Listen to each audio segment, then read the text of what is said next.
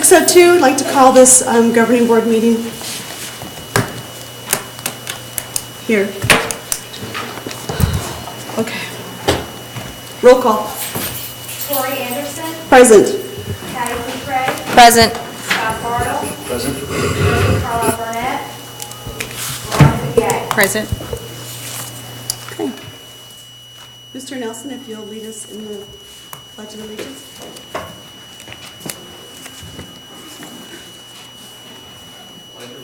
To the flag of the United States of America and to the republic for which it stands, one nation, under God, indivisible, with liberty and justice for all.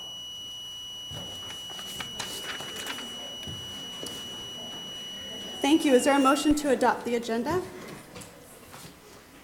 So moved. Second. First by Scott, second by Patty. All those in favor? Aye. Aye. Opposed? Motion carries. It's adopted as written. Okay. This is our call to the public. No discussion is taken and no action. Members of the board may not discuss items that are not specifically identified on the agenda.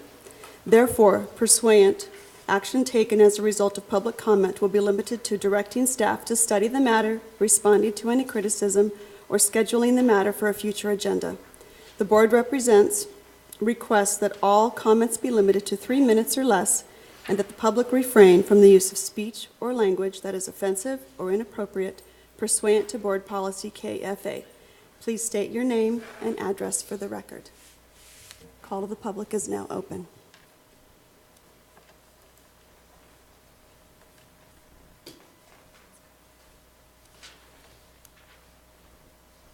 Okay, seeing that there's no public comment, we'll go on to our next agenda item, which is our superintendent's report. President Anderson, members of the board, good evening. Have several things to cover tonight, and we will begin with Rotary Students of the Month. And I believe that there are representatives from the Rotary Club here that will take over and introduce us to the Rotary Students of the Month, which we're very pleased and happy to recognize tonight.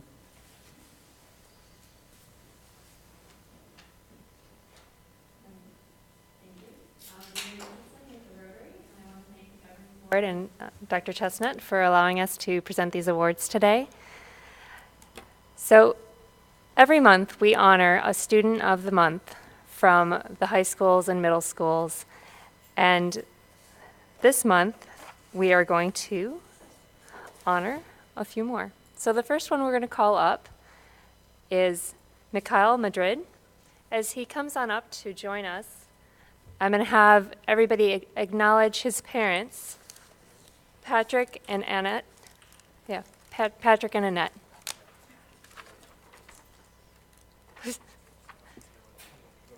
Oh, okay. Sorry. Mel and Judy? Ismail and Judy. Okay, good thing we got that correct. Yeah. Go ahead. Sorry about that. Mikhail is a 12th grade Cavett Law Enforcement student who's recognized for being an honor student taking AP classes with good citizenship skills. It is reported to Rotary that he possesses a captain rank in Cavett's Explorers Group. Mikhail is also the Skills USA Vice President and is involved in many other MHS activities such as soccer and golf. In all his activities, he is commendable that he finds time to be involved in community activities such as the Youth Council with the City of Maricopa, and he is a Boy Scout holding a Border Patrol Explorers Post 285 supervisory rank. With this award, you will receive a magnet for the four-way test, and the four-way test is an integral part of Rotary. It's the four-way test of the things we think, say, and do. First, is it the truth? Second, is it fair to all concerned? Third, will it build goodwill and better friendships? And fourth, will it be beneficial to all concerned? And come the end of the year, you're going to have a chance to win a scholarship, and it's going to be based on this four-way test. So it's not a bad idea to think about the four-way test over the course of the year and and how it may apply to your life, may help with your scholarship. And that's true for every award given today. Also with the award is a $25 gift certificate to Walmart.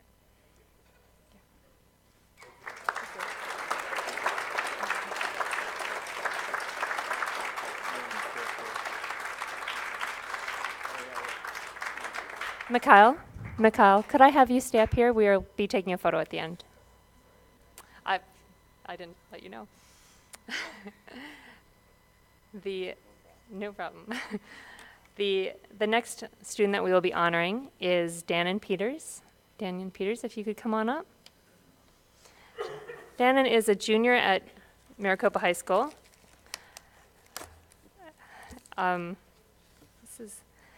She was chosen to receive this award for citizenship and her honor status. Gosh, I hope this is right, because this is weird. It is reported that all the staff of the MHS is very proud of your participation in student council and the soccer team and your participation in other community events.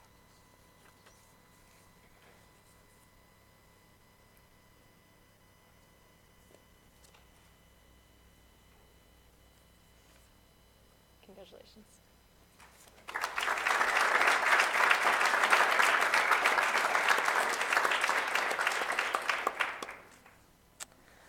Is Ricardo Montes here today?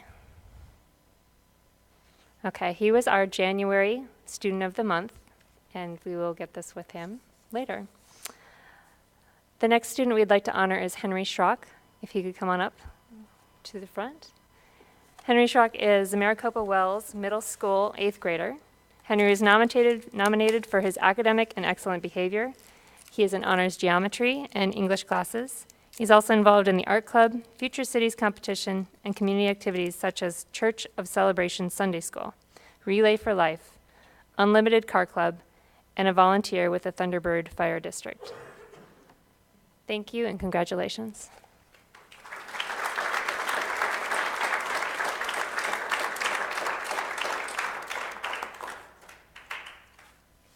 Our final student of the month is Brady Narbut.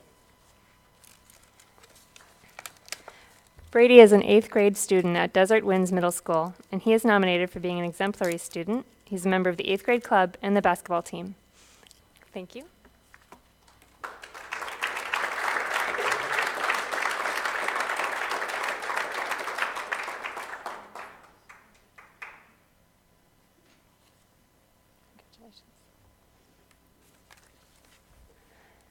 Let's take a moment again to honor our Student of the Month.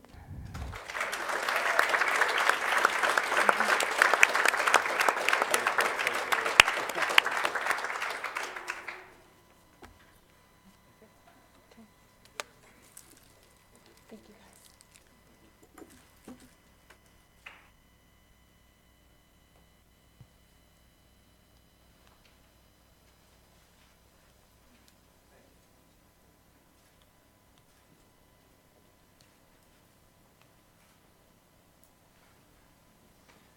Congratulations to our Rotary Students of the Month. We're very proud of our students and their accomplishments, and very wonderful students being recognized tonight. So congratulations and thank you for being here. Thank you for your parents for being here as well. Moving on, we are ready for our Teacher of the Month recognition. And as you may know, we once a month, or I should say twice a month, at each governing board meeting, recognize generally 1 or 2 teachers of the month from each of our schools in Maricopa Unified School District. And this month, we plan to recognize a teacher from Santa Rosa Elementary School. And in talking to Principal Eva Safronic, she had a difficult time coming up with one name. And the more she thought about it, the more she realized that she needed to nominate her entire staff. And so we're doing something a little bit different tonight, and we are recognizing Santa Rosa Elementary School as the Staff of the Month. And we're very happy to do that. And I'm going to have them come up here in a moment, but before I have them do that, I want to tell you a little bit more about them. And Principal Eva Safronic wrote this information up, and I think it was very well put. She says that Santa Rosa Elementary School has welcomed many new members to the team for 2012-2013. Out of our dedicated team of 43, 20 of our Smiling Scorpions are new to Santa Rosa this year. We would like to recognize each member of our Santa Rosa team as we work towards a culture that is dedicated to student learning and customer service. From our custodial and cafeteria staff to our front office and health office staff, as well as the teaching, coaching, and paraprofessional staff, each person on our team is crucial as we provide a safe learning environment for our students. Each member of our school team contributes in his or her own way to the overall success, ensuring that our students are not only learning academics, but are learning to be good friends and people of character. Thank you to each and every one of our Santa Rosa team members, volunteers, and families. You make the difference. And I just have to say, having visited that school a couple different times and walked through classrooms, I've just been very impressed with the good work that goes on in every classroom on a daily basis. And it's really a wonderful school, and it really is a great pleasure to recognize the entire staff. And so the entire staff has to come up front on the top of the platform and be recognized. So come on up.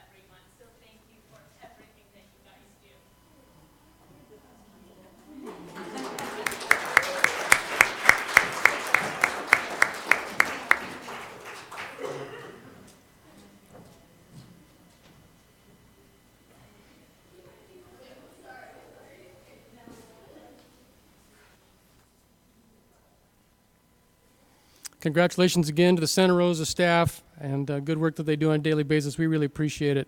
It's a great school. We are moving ahead, and the next item on the agenda is a budget committee update. We have co-facilitators for that committee, Jim Irving and Rick Nielsen. And Rick is here tonight to give us an update on the committee's progress. President Anderson, members of the board, Superintendent Chestnut. I did hand out to you a summary sheet, but I'll just review that. The Budget Committee did meet yesterday evening, and as I had said last time, we have identified a number of items that we're trying to seek funding for in addition to the deficit that's projected to be $1 million. Those include a one-step increase or 2% increase for teaching staff, a step increase for classified staff, and then we're hoping to find the ability to fund a second one-step increase for teaching staff. So the total amount of money we're trying to locate would be roughly $1.5 million. We have an additional list of items that the committee members have brought to the table that include additional funding for teaching staff, stipends, and other types of things that total $695,000. So we're still trying to find a little over $2.2 million or just under $2.3 million in cuts that we can provide those items. As I said last time, the committee, even though we've not made our formal recommendations to you yet, has endorsed the idea of reducing kindergarten from all day to half day and then closing of a middle school. That would yield just under or just about $1 million in savings for the district. The other thing that we did agree upon last night was to eliminate some stipends for teaching staff totaling $62,000. There's another $1.2 million in cuts that are still being discussed that we're waiting for some more information from the business office and other staff members. We hope to have those aired out and finalized at our next meeting, which will be next Tuesday. We did review a whole laundry list of cuts totaling about $2.5 million based on hardship to students and other considerations that we felt they just were not viable. Those cuts have been rejected. So if we are able to reach agreement on the additional cuts that we're waiting additional information on, as you can see, we would be looking in the neighborhood of cuts totaling $2.3 million, and we're trying to find $2.3 million. So we're very close. It is our goal to have our final recommendation to Dr. Chestnut at the conclusion of our meeting next week. But we do have a contingency meeting scheduled at the end of March should we need to do that. Thank you.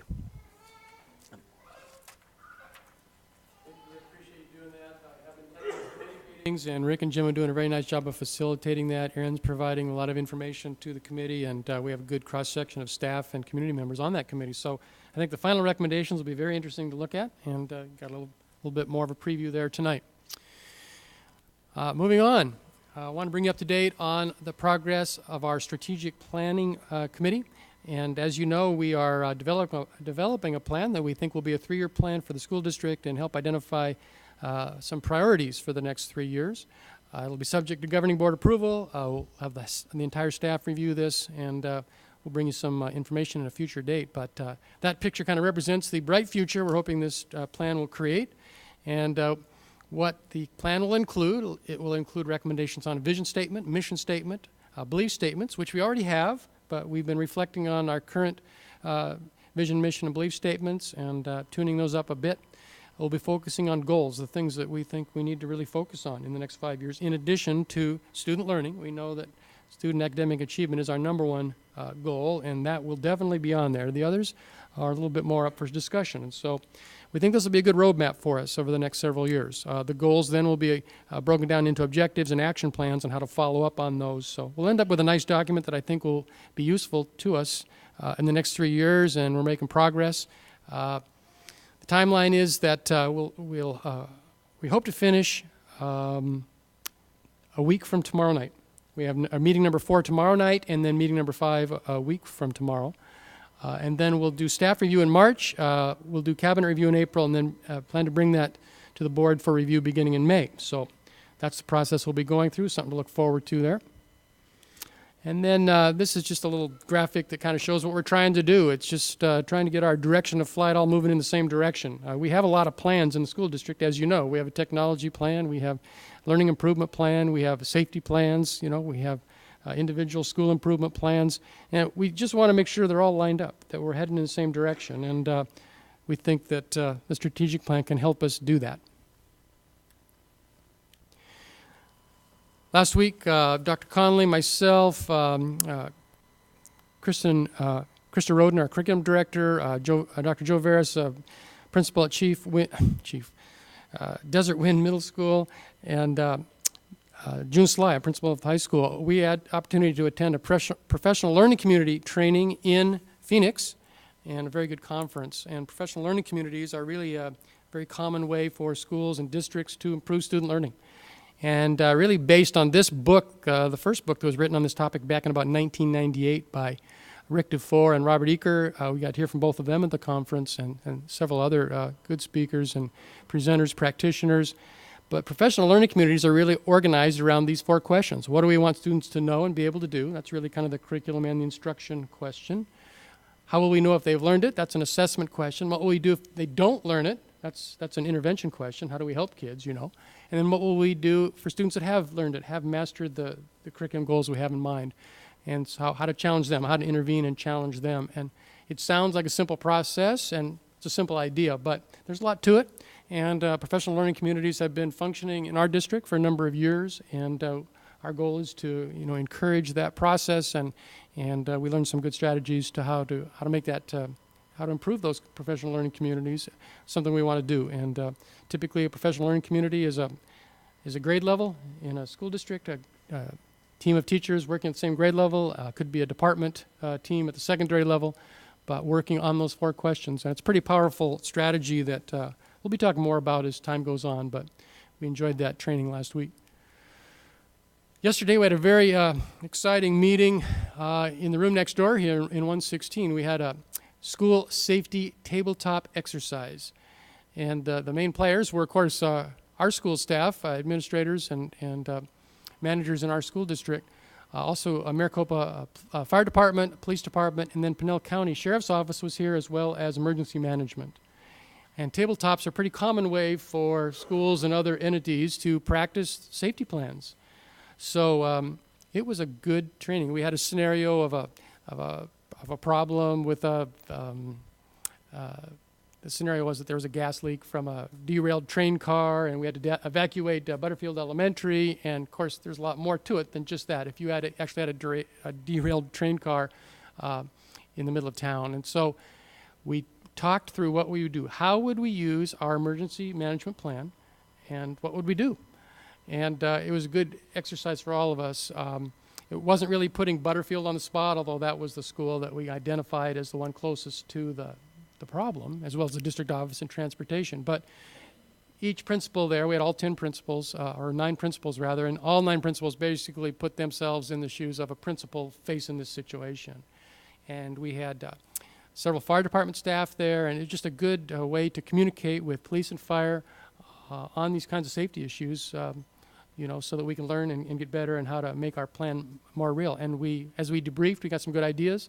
And then because it's sponsored by the Pinell County Office of Emergency Management, they're required to write up an official report, a summary, kind of what they call an after-action review and that kind of thing, so that we'll have in writing all the things we talked about, and we can reflect on them further and continue to improve safety for our students in the district. So I think as a result of all that, we will end up updating our safety plan, our crisis intervention plan, and make it that much better as a result. So I thought it was time well spent. It was from about 8 in the morning till 11 in the morning, and Heidi Rattle, formerly known as Heidi Fawcett, was actually kind of the brains behind the operation. She really helped set this up and coordinated our training yesterday, but did a great job of working with Pinell County Emergency Management to make this thing happen. So really appreciate Heidi's efforts and the good work that she did to make it happen. This morning, Dr. Conley and I met with Vivian Saunders, who is the Auction Education Director. Had a great meeting out there at her office, and just trying to come up with strategies on how we can continue to do a better job with our Auction students. We have about 300 Auction students in the district, and the education department at Auction is a great support to them, and we're just trying to coordinate efforts, and that's been a great conversation that we'll continue doing. So thank you to Dr. Conley for making that happen, and Dr. Conley has been doing more follow-up in between those monthly meetings we've been having, and I appreciate that, and I think that we'll just continue to work on that partnership, which is a good one for us. I wanted to talk a little bit about the No Dropouts program. It was going to be on the agenda tonight, but we are still working out the bugs on this. I hope to bring it back as an item for the board to adopt in the future. If you'll recall, we were kind of in the same boat last fall. We thought we had all the bugs worked out, and we're a lot closer. We discovered a few more snags about Friday afternoon, and so I pulled it off the agenda. But I do hope once we get those questions answered, and it's really all about reimbursement from the state, the timing on reimbursement. Once we get that question definitively answered, then I'll be bringing this back for adoption by the board. Continue to recommend this program and provide support to dropouts so they can earn a MUSD high school diploma. And so it's really, we work really hard to keep kids in school, and our counselors do a great job of counseling them. Our teachers, our administrators do a great job of encouraging kids to stay, but kids still drop out. And often it begins in grade 9 and grade 10, grade 11, and we lose kids.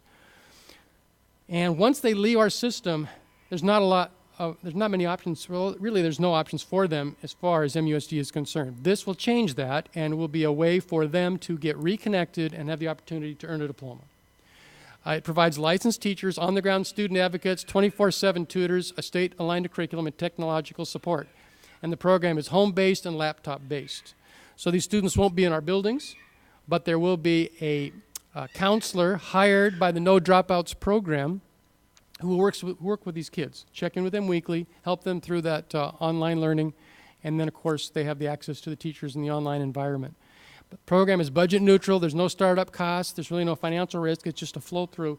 The state money we receive for those students really covers the cost of this program. So it's a way to help kids graduate who otherwise might not graduate, and a way to re-engage them. And anyway, just wanted to tell you remind you what that program was about, and hopefully you'll be seeing that in the near future. And that's all I have. Governing board member reports? Nothing? Okay, seeing nothing, we'll go on. Information items, work study. Dr. Chestnut. Well, Santa Rosa is the school of the night, and as you know, each meeting we have been having each of our schools come talk a little bit about their school improvement plan. And Santa Rosa is here, Principal Eva Safronic, and I think they are ready to go to tell us about their math improvement plan.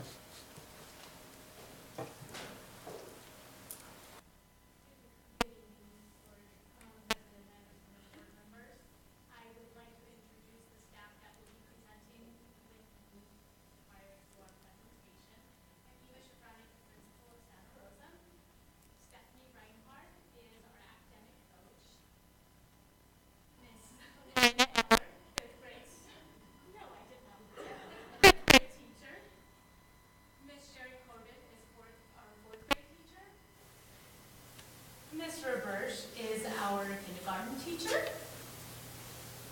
Behind Mr. Bursch is Miss Dickinson, who is one of our other fifth grade teachers.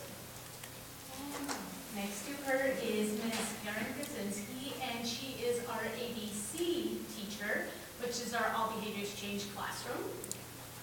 And right here is Miss Lorena Kelly, who is our third grade teacher, and she's also our site coordinator for the 21st Century program. How are you? Always forget. There you go.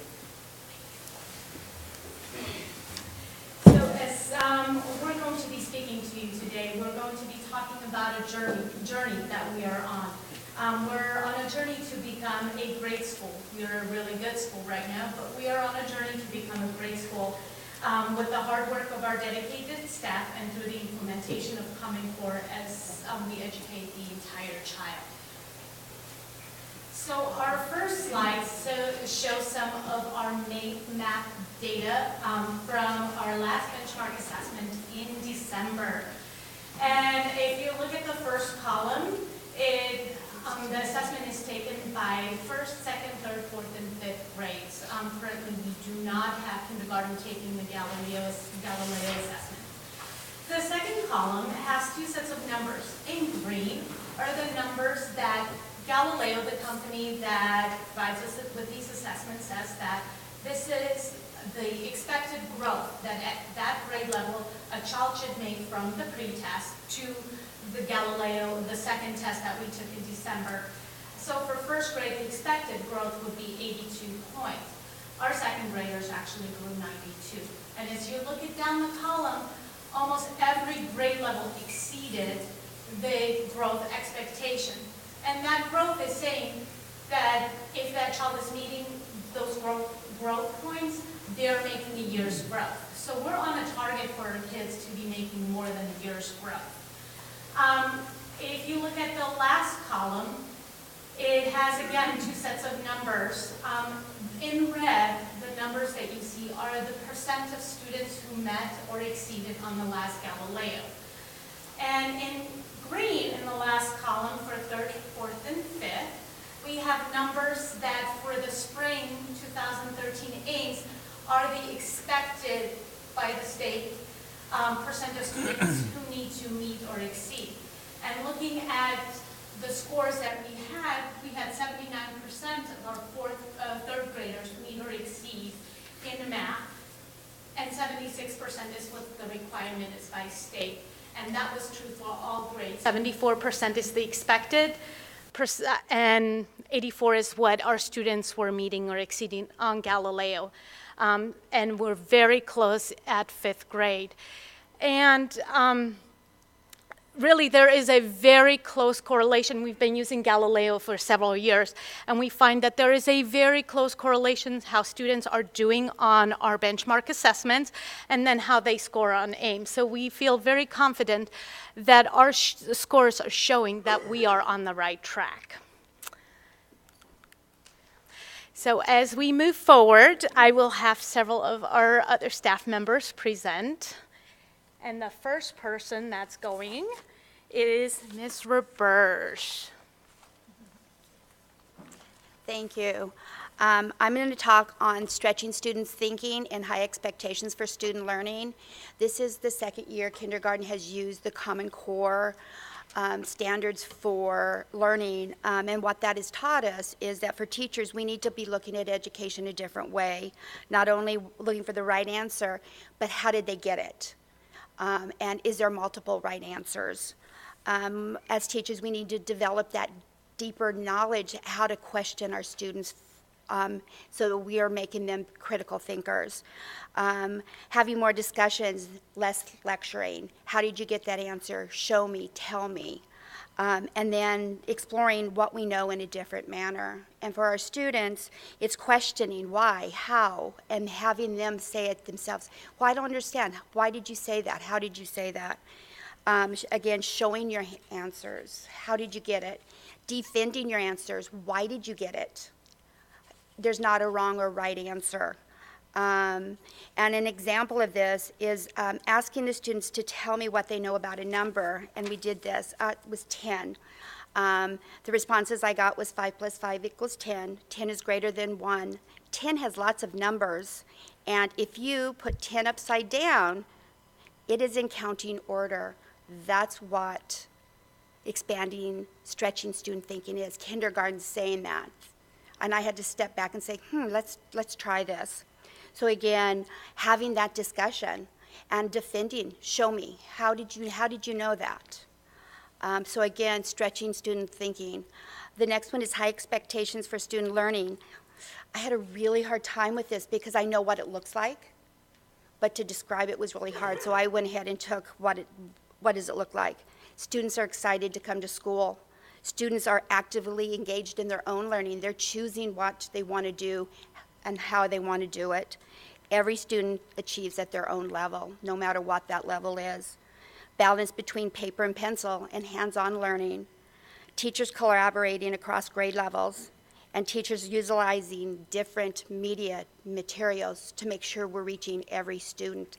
That's what high expectations are at Santa Rosa. Thank you.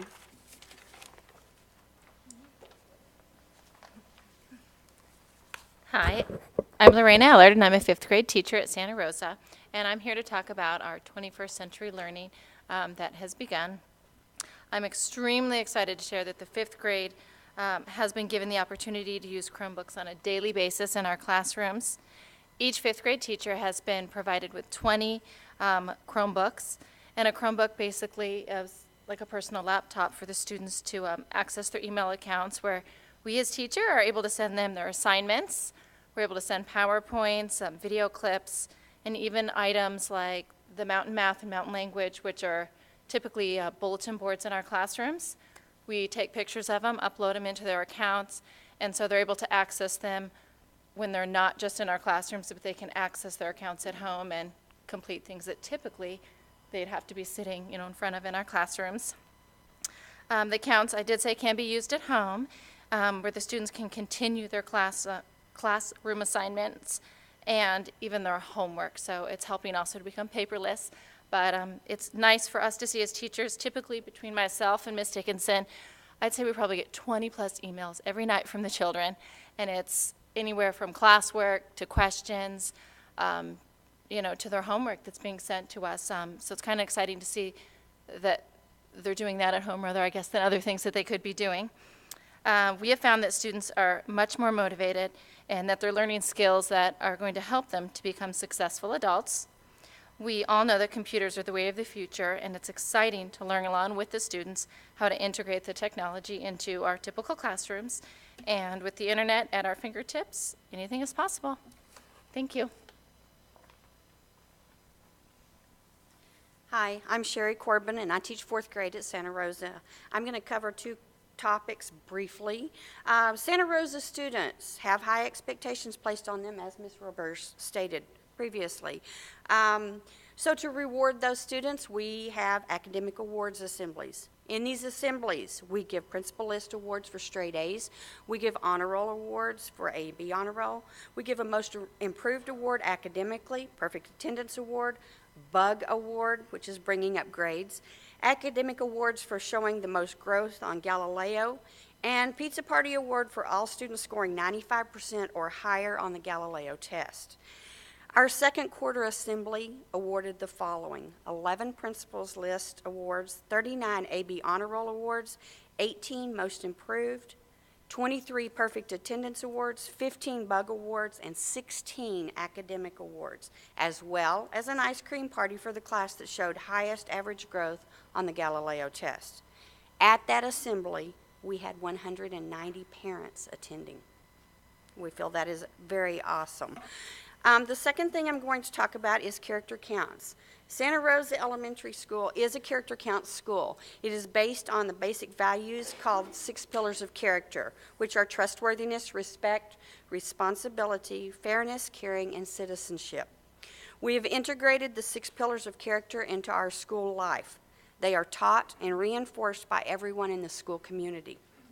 Students learn and live the 6 pillars throughout the day while learning their academic curriculum and while interacting with each other. It is with them in the classroom, on the playground, in the cafeteria. Everyone helps to teach each other good character traits. In order to emphasize this further, we have implemented stellar character tickets. Students can receive a character ticket from any staff member for showing outstanding character, and that ticket is placed in a drawing per grade level for a prize given out each day. In addition, classes now compete against each other for the chance to win the Stellar Class of the Month. The winning classes, one for K through 2 and one for 3 through 5, get the honor of hanging the Stellar Class banner in their hall for the entire month. Classes are awarded points in the cafeteria, library, music, and PE. These points allow the specials teachers to reinforce the need to show good character at all times. And now Ms. Gazinski will tell you about the success of this program. I was asked to speak briefly. I'm Karen Gazinski. I teach in the ABC program, which is All Behaviors Change. It's a K through 2 classroom, and it deals primarily with students that are having difficulties with their behaviors. The Character Counts program really has had an effect on my students particularly. Behavior programs typically do have a lot of character education kind of woven throughout the program. But utilizing the 6 pillars and my students being held accountable by not only myself but other staff and other students, I have caught my students holding each other accountable with comments such as, wow, that was really caring of so-and-so to do that. Or do you think I should do that? Is he trustworthy? Or that was really responsible of you to put that away. So to see a program where not only the general education students, but the special education students that struggle with these very areas, to find success in it and to be utilizing it on a daily basis is just wonderful to see. So we wanted to share that with all of you. Thank you. Once again, my name is Lorena Kelly, and I'm the after-school coordinator here at Santa Rosa.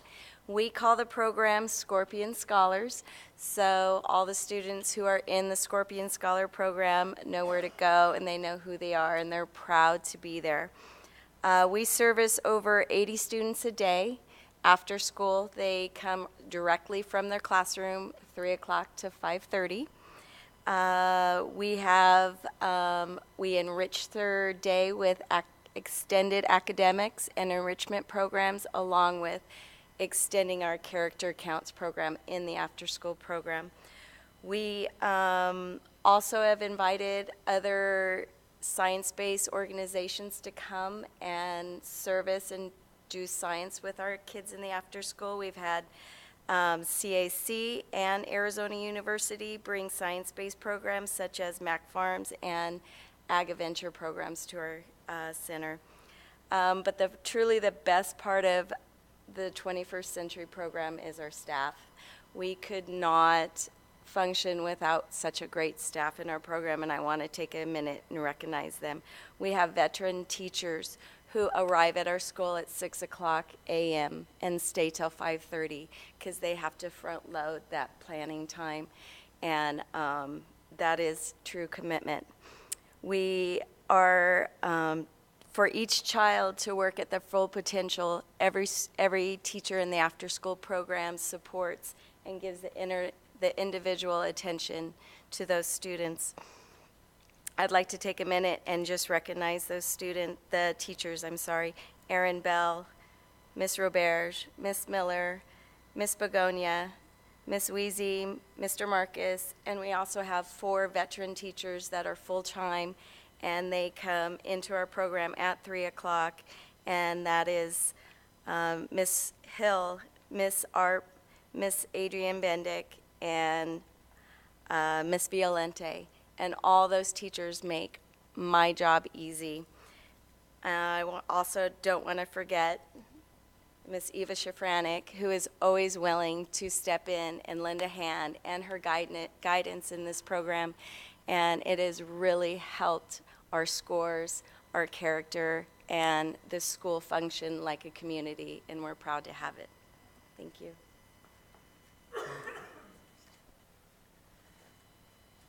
Good evening, President Anderson, members of the board.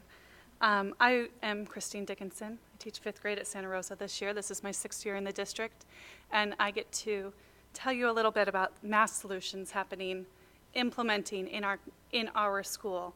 The Scorpions staff has taken math solutions and implemented it from a K-5 level every single day. Math Solutions is a program that we were trained on for the last 2 years, and we have been holding trainings for our new staff members this past year throughout the district. I know that this afternoon was one of them, one of the professional development days. This is integrated at a K-5 level at our school, and it really centers around the conceptual understanding of math with use of manipulatives every day and those number talks that Mrs. Roberge was speaking of in her classroom. When she says the number 10, she wants to know what that means to each individual student, not just where it is located on the number line. And for each individual student, that number means something different. So in a 5th grade level, that's completely different, obviously. I know Dr. Chestnut was able to see Math Solutions in action when he visited my classroom earlier this year, and I was very happy with his comment of, wow, they really have to think outside the box. And that's what Math Solutions is about, meeting the needs of all of our learners. With Math Solutions is the way to go. And I know that we have taken it to a different level at our school because we are able to have Mrs. Reinhardt as our coach go in and model lessons for our new staff members. Those new staff members have also been given that coverage in their classrooms to come and see what it looks like in our classrooms and observe. So I'm very happy that the district was able to train me the last 2 years with this program because it really is the future of math. So thank you. Hi, I'm Stephanie Reinhardt, the academic coach at Santa Rosa. As we're implementing Common Core, our staff is really continuing to learn about the Common Core standards. We're developing an understanding of the depths of knowledge that are required with Common Core, and so we're moving deeper, not wider, with our instruction. Our collaborative data-driven planning and instruction happens at all grade levels, kindergarten through 5th grade. After each benchmark assessment, we've met as grade level teams and we've analyzed the data that we've had. Teachers have developed specific action plans to meet the needs of their students, and that's been on a grade level basis and also on an individual class basis. In addition, teachers collaborate weekly to discuss their goals, gather new data based on classroom assessments, and revise the action plans that we have in place so they are a living document of improvement. Whether we are learning about Charlotte Danielson's evaluation tool, Math Solutions, Robert Marzano's Classroom Instruction That Works, whatever we are learning about in our professional development, we always tie the learning back to our school focus of higher level questioning, student engagement, and depths of knowledge, which relates back to our implementation of Common Core. Informal and coaching walkthrough observations are done to provide specific feedback to our teachers in order to improve instruction of our students. Thank you. So to bring it back, really we're looking at Santa Rosa as a community of learners, but not only a community of student learners, but as teachers and as a staff, we are also learners with the implementation of Common Core. Common Core implementation leads us to a new way of teaching and a different way of looking at learning. You heard some ways with the math solutions, the conceptual understanding, going deeper, requiring kids to think critically, some things that we have not done in the past. And really, Common Core is going to force us to teach in a different way in order for us to meet student needs. So through the Common Core, we are asking kids to think critically, to not be spoon-fed information like we have done at times, and we accepted a right answer, 2 + 2 is 4. Okay, that's all we were looking for in the past is the right answer. The right answer is not enough anymore. And so we have to dig deeper into kids' thinking. Why is it the right answer? And with those requirements, we need to dig deeper into our toolboxes as teachers and come up with new strategies and learn new strategies in order to engage kids and get kids to learn to think critically. Because the one answer, I don't know or because, is very common, but that's not okay, and we need to ask the right questions to get kids to think. And part of that is for us to learn and continue through our professional development, developing those strategies. Some of the examples at trainings that I've been to, but thinking back to the Wright brothers, I mean, they failed so many times before they actually got something to fly. And through every failure, by reflecting on those experiences, they learned something new that they were able to change for the next time. And really, that's where we're at with teaching right now. We have to be willing to provide an environment where teachers can take a risk to try other strategies. The lesson may not be perfect, but what can we learn from what worked and what did not work? Allowing teachers to reflect on those lessons. How do I change it so that this lesson works the next time and it deepens students' thinking? Allowing teachers time to collaborate is, we're in a unique situation. We have at Santa Rosa only 2 teachers at each of our grade levels. And so, we collaborate very much with the 2 teachers, but we also have to look outside the box and look at our entire staff as a team to collaborate with. As we're getting to a point where we're digging deeper into the students' thinking. Wrong way. Some of our challenges. You heard that we have 20 new staff members, which is pretty much half of our staff. And that is not just our teaching staff. I mean, that's our entire staff. However, staff consistency is huge for us. Stabilizing our staff so that we can build upon the learning that we have done, the community that we have built this year, and move forward instead of, kind of staying stagnant because we're constantly trying to play a catch-up game. So that's one of the challenges for us, and that's a key for us. Make sure that our staff stays consistent. Time, I always say it, it's that word in education, we never have enough of it, but teachers truly do not have enough time to plan effectively, to really be able to collaborate together, to reflect on those lessons, and to plan for those new lessons. Because if they're reaching into that toolbox of lessons that they have done in the past, that's not going to cut it with Common Core. Really, when we walk around, we are teaching at, there are 4 levels with Common Core. We're teaching at level 1 and 2. Common Core needs us to get kids to be at level 3 and 4. And so we need to start making some changes in our instruction, and time is one of those things that we will need to build in to provide our teachers with so that they can plan effectively. And then class size. Santa Rosa has had class sizes, and we know that with the budget, that is something that the district will be hit at. But that has been one of our challenges, big challenges this year, is high class sizes, especially at our kindergarten and 3rd grade level. I could always say budget, but left that one off. So thank you for giving us the opportunity. Do you have any questions for us? I'd have no. Thank you. Thank you so much. And thank you for volunteering to come up and speak. I know that public speaking is not something that we enjoy, but do. You did good. Thank you. You did very good.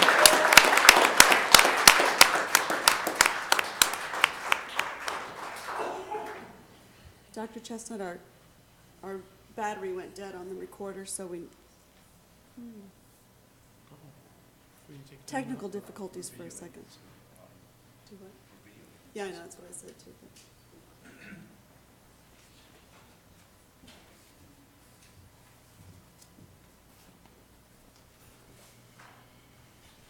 I think since it's recording anyway, we can go ahead and go forward.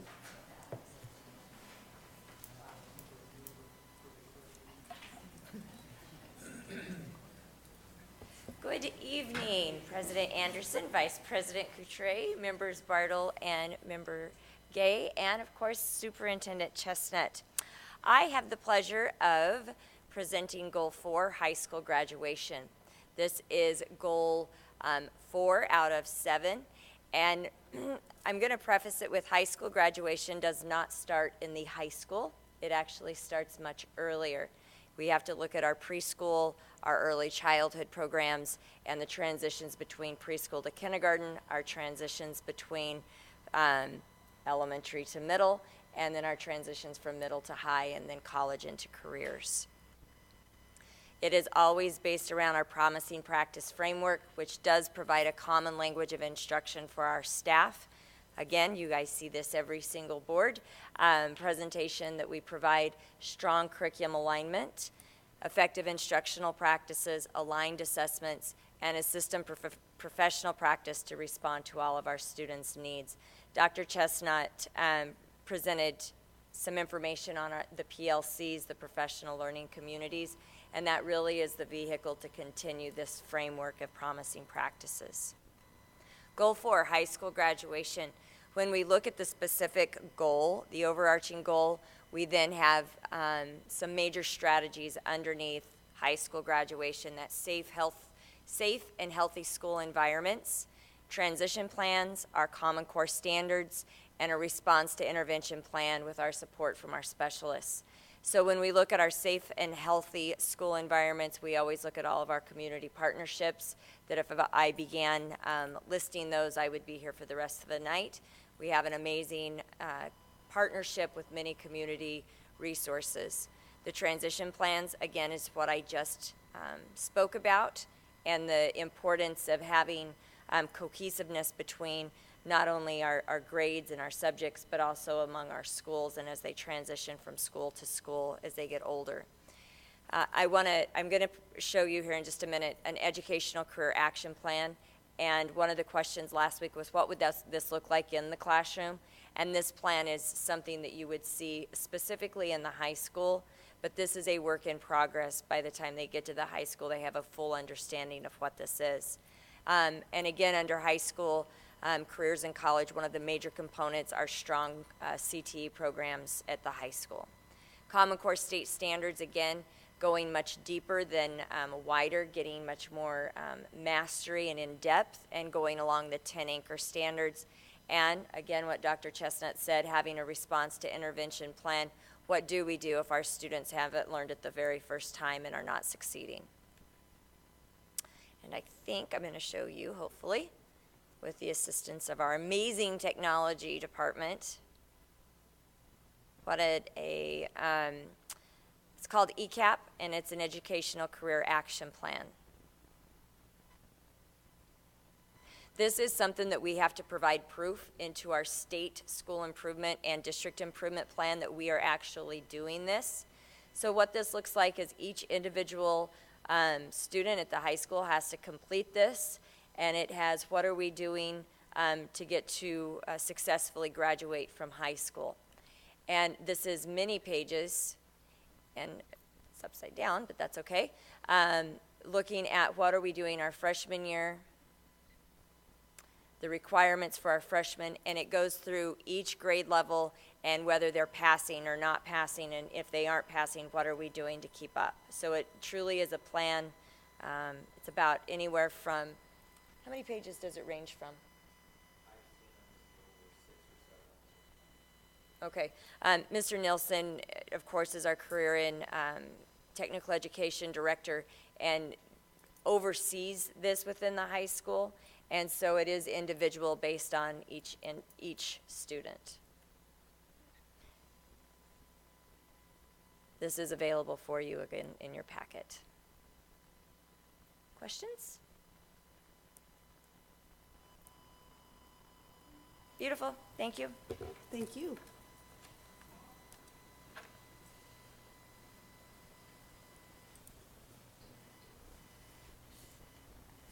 So our next item is the comprehensive annual financial report. Is that Aaron?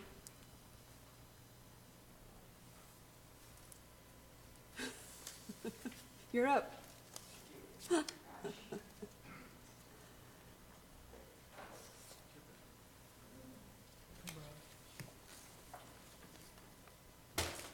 Excuse me.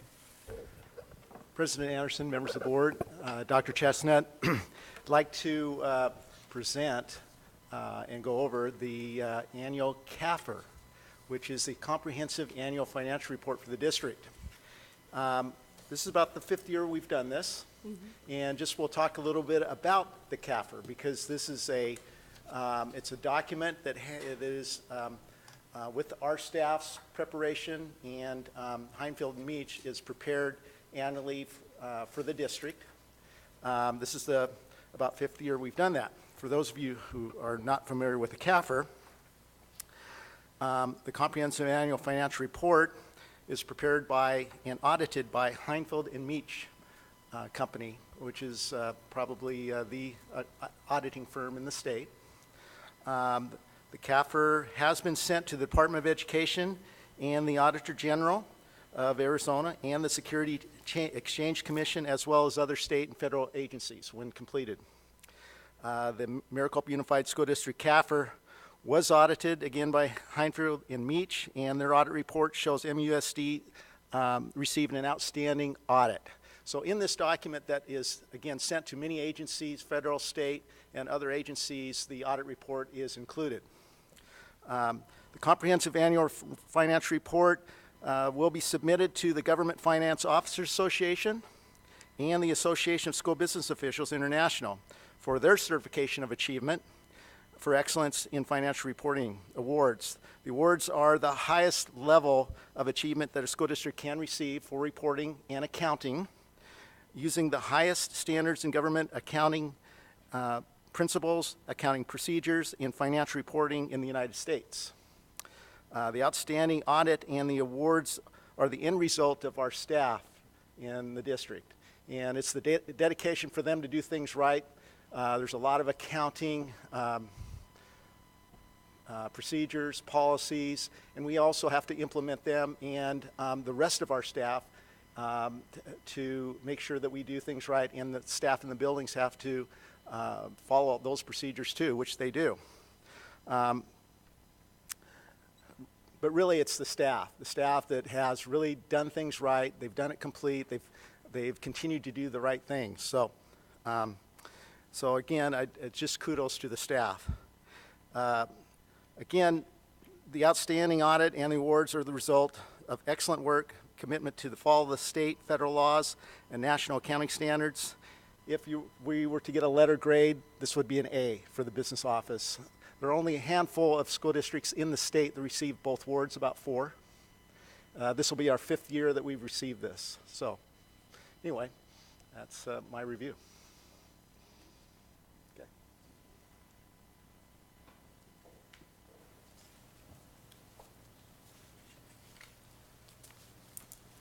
Review monthly financial report for December. Do you have any questions? I don't have any questions. No. Anybody? Okay, we'll move on. Dr. Chestnut.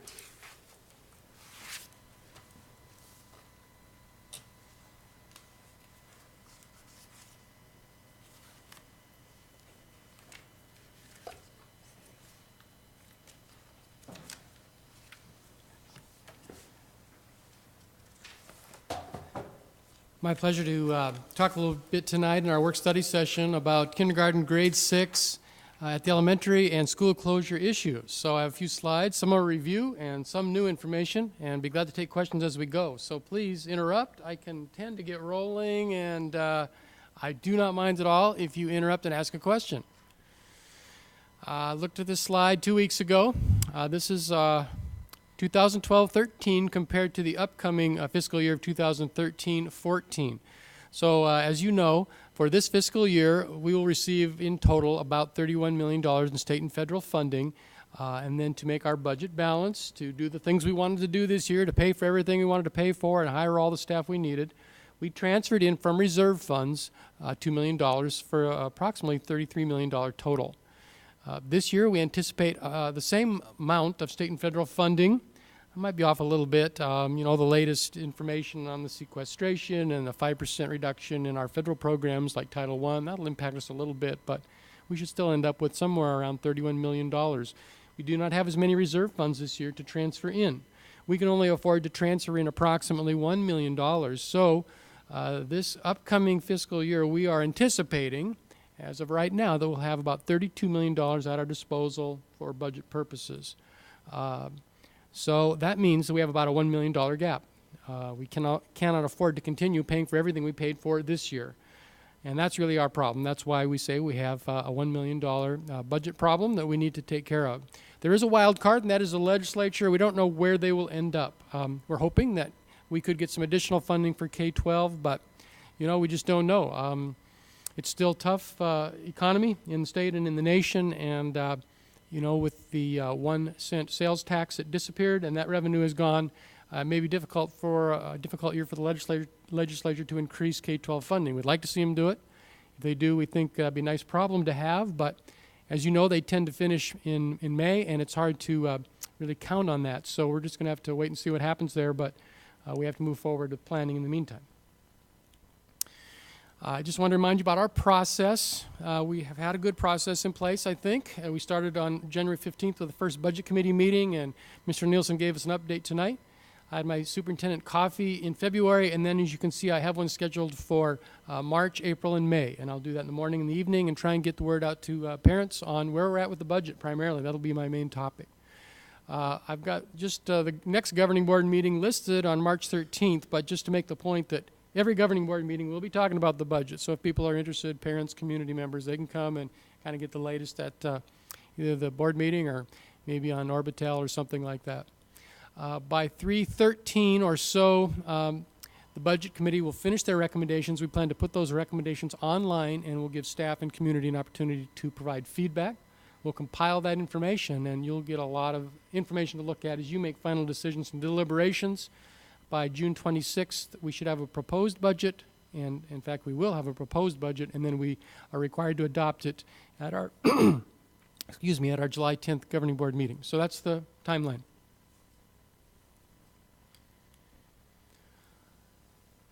Our main options to meet this $1 million deficit issue, there's really 4 main ones.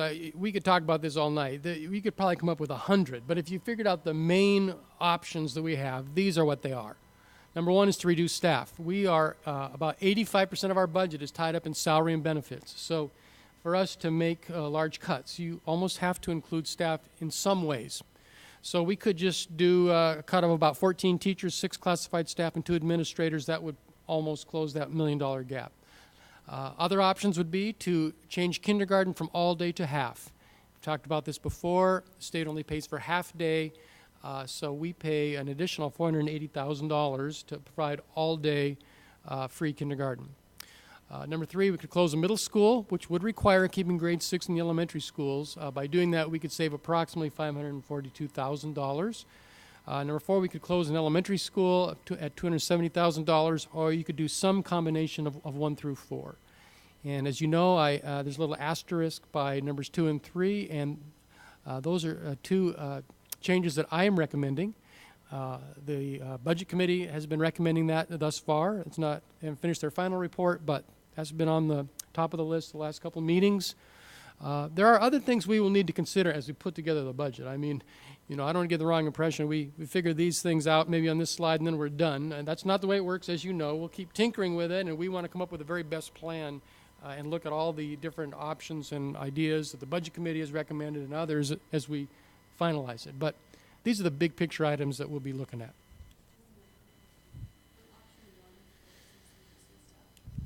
The ultimate, that would end up with larger class sizes, correct, than what we have now? It would. Yes, and our goal would be to not make class size issues any worse. I don't know that this is a great year we can make progress on reducing class size. Unless the legislature would come forward with additional money, maybe we could hire a few extra teachers. But that's correct. Number 1 would result in larger class size, really K through 12.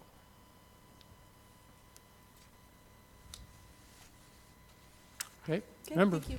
Feel free to interrupt. I'm rolling, So just to get a little more specific on each of these 3 issues. Issue number 1 is the kindergarten issue. As you know, our option is to replace free all-day kindergarten with a free half-day plus a tuition half-day. So it's an important point. We will still offer all-day kindergarten. In my judgment, we can no longer afford to continue offering free all-day kindergarten.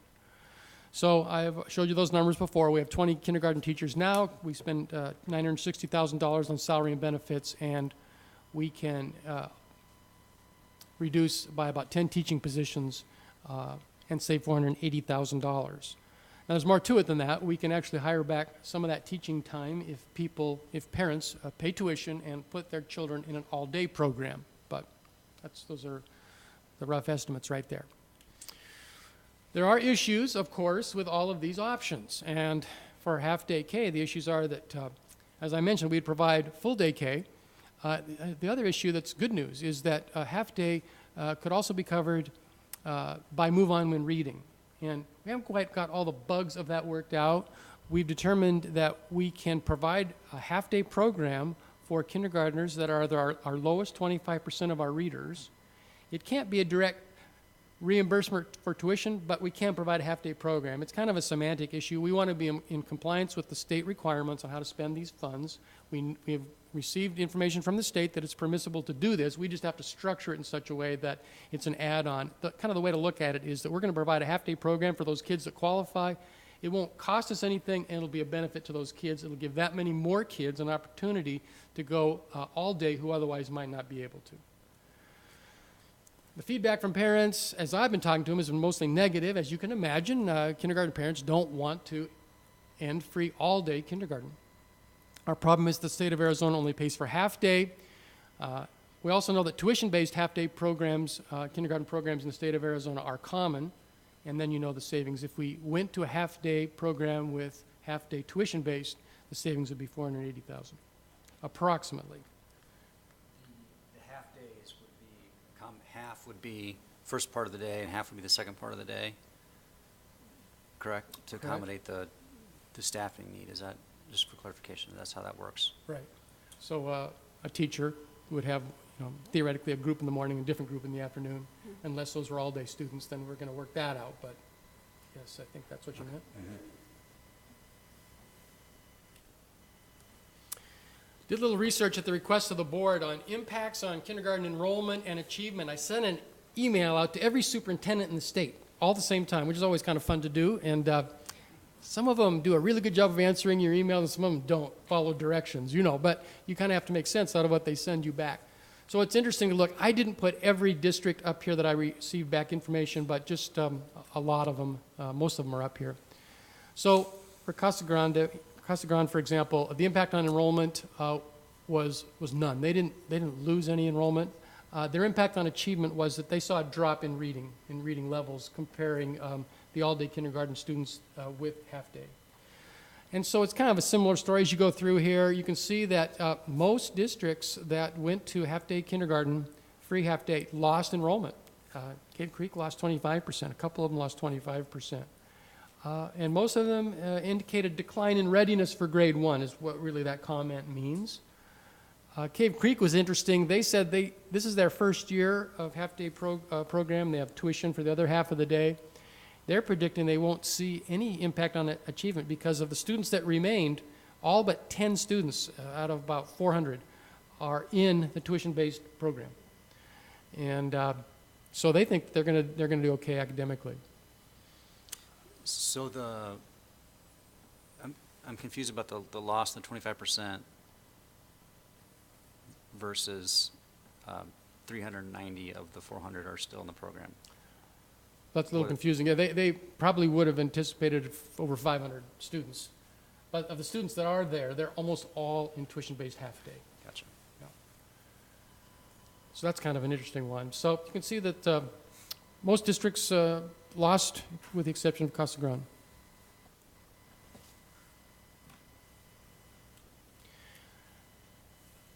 Projected impacts in MUSD. And we've been crunching these numbers. Aaron and I were working on this today, and this is something new that I'm still trying to figure out Arizona School of Finance, which is a challenge in and of itself. And, you know, it's not every day that you reduce a program by half. So we're trying to figure out the revenue implications on this.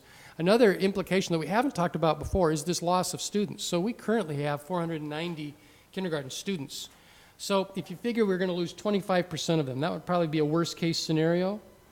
I think we'll lose less than that, but I went with the worst-case numbers up here. That would be a $300,000 revenue loss approximately. And we're going to go back and review that number again. Aaron and I were going through material this afternoon trying to nail this down.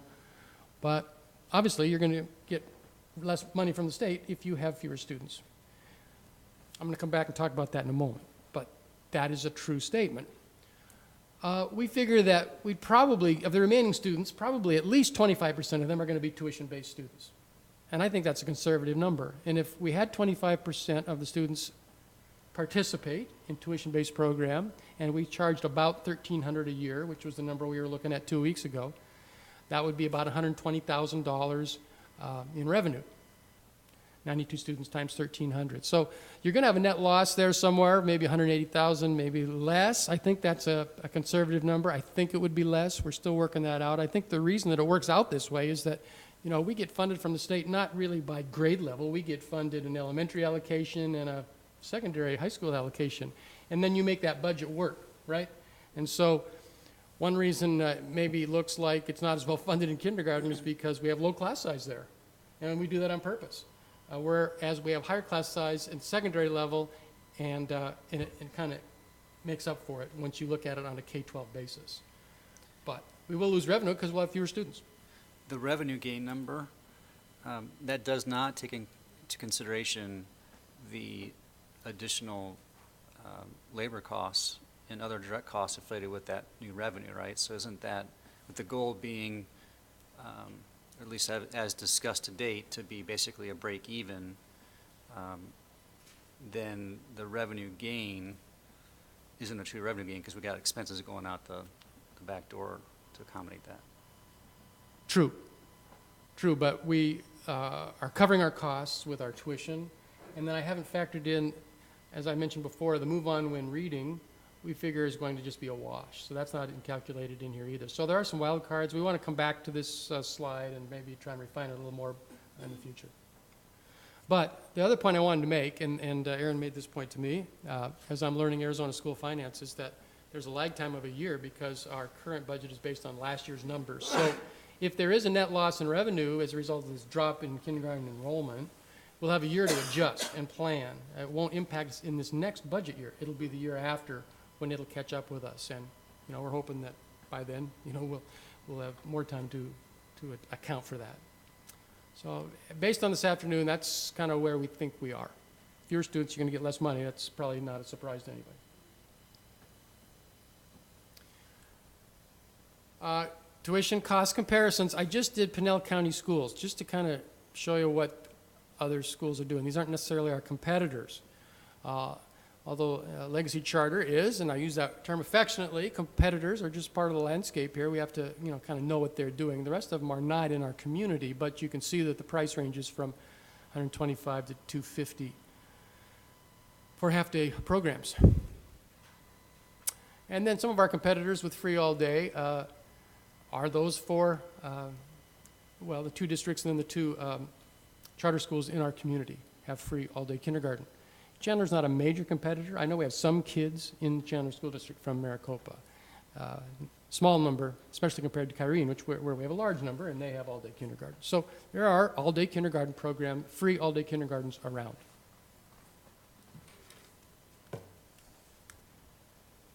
We talked last 2 weeks ago about tuition cost, and we crunched those numbers a little bit more. We know that it's going to cost us per classroom about $158 per day to provide that extra, to provide a tuition-based half-day program. And that would be averaging about 22 students in the classroom. So if you divide that 158 by 22, it comes out to about $7.21 per student if you have 22 kids in the classroom. And if that's for the 180 school days, that's $145 per month, paid over a 9-month payment plan. I sent out a spreadsheet that gave you some other options. If I had to pick a number, I think that's about where I would want to be, because that number covers our direct costs and covers our indirect costs. But it does include transportation, which I think is a bonus to our parents and families. And that is about where I would say we need to be if we want to have the option to cover our direct costs and indirect and maintain a reasonable class size. We think it would be in that neighborhood. Would that mean that, based on these numbers, that the minimum we would have in order to open up a full-day class would be 22? We'd have to have 22 kids enrolled? No. We talked about that. Do you remember what we decided, Mr. Roush?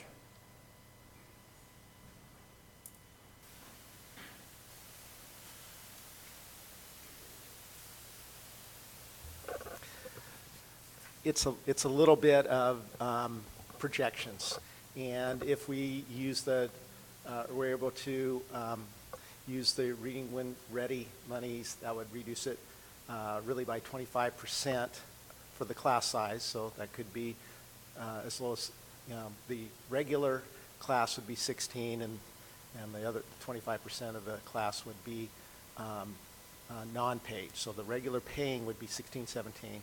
If we use the 25%. Really, our costs are, that's the indirect cost of the district as a percentage. The direct costs are a little bit lower than that. So we're covering our indirect costs, but we're also covering our direct costs, but we're covering our indirect costs. Some districts just choose to cover their direct costs. So it could be even a little bit lower than that, and so our break-even point could be below 20. Just depends on our projections a little bit. Another, maybe, just to get Mr. Beckett in the discussion too. I mean, this is a common question that we have at every school and really every subject, every grade span. What is our point where we create another section? And I don't know what our rule of thumb has been for kindergarten in the past. Do you remember that, Mr. Beckett? Thank you. Typically, obviously, we need to exceed our target rates, and target numbers in those grades levels. And so I believe our target was at 26, 28 this year. So once we get to that number, that's when we break out and have a separate class. So, I mean, I would think 15 would be kind of our break-even number. If we're at that point in time, we're actually breaking into 2 classes from a single class. Does that make sense? No. I just Okay. wanted to know what the minimum number that you would have to have for the enrollment in order to do this. And I'm not sure I have that answer for you. And so, but we're staying with the same class sizes right now, which is 30 in the kindergarten. Correct. So the class size ratio is not going to go down. That's potentially, yes, could be. But I mean, that's not our design, I mean, hope. I mean, our goal is to not create larger class size district-wide in kindergarten. We do have some kindergarten classrooms of 31 at Santa Rosa. It might even be 32. And our target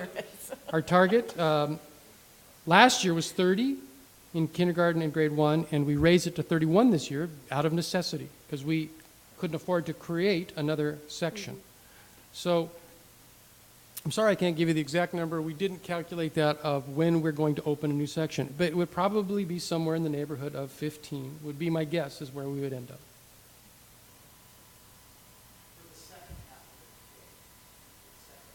Right. The tuition-based.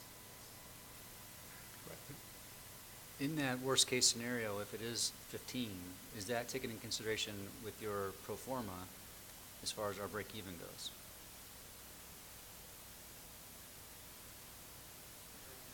I don't understand the question. The example that you set here is the assumption is 22 kids per class, right, which is an average of, now there's going to be multiple classes, so it's going to have a decreasing impact. It's not going to be just one class and then we go into two. That would be greater, but hopefully we're going to have many more than that. But I guess my question is, when we're looking at the break-even, and this is really a question for another day because it's specific to the pricing element, so I'll just save it. We'll talk offline and discuss it at the appropriate time.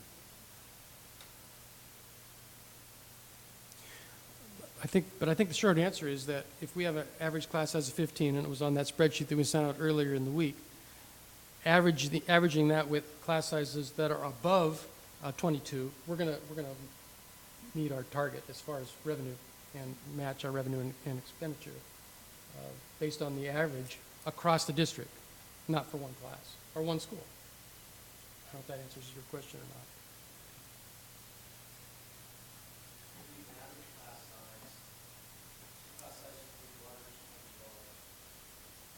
Right.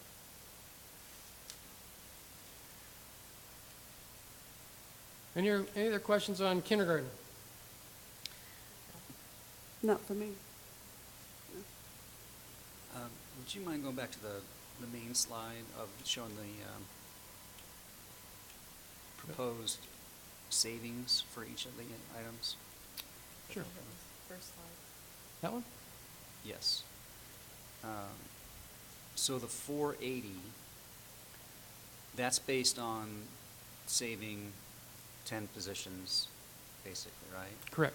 So what's our proposed, our most likely net savings, given the attrition from enrollment and so forth? Probably in the neighborhood of $325,000, somewhere in there. Well, actually, next year, since it's based on prior year, it's going to be $480,000. Okay. There is that 1 year lag time, yeah. But it will catch up with us eventually.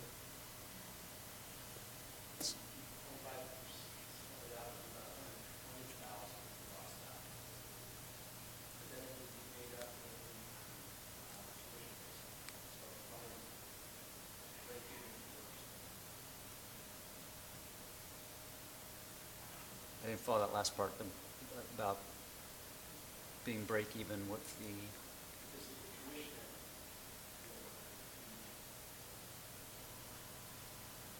Mr. Roush, can you use your mic?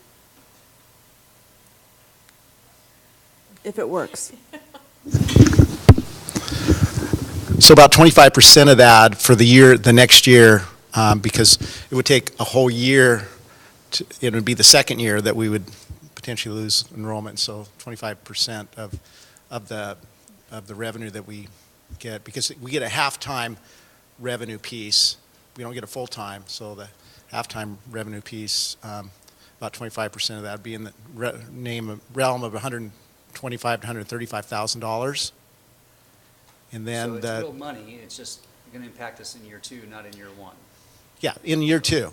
And if we know that, then we can plan for it, but then having the tuition-based would help support that. That's an argument for another day. because I'm still stuck on the tuition-based being a cost-neutral proposal or a revenue-neutral proposal, so I don't know how that would positively impact the budget. It's not going to impact it at $480,000 in year two. It's going to be less. But also, if we lose the students, we don't staff for them. So it's a cost neutral. We do have the There's no opportunity to adjust- expense. We have the opportunity to adjust staffing, that's true. I'm good on kindergarten, thank you. Okay.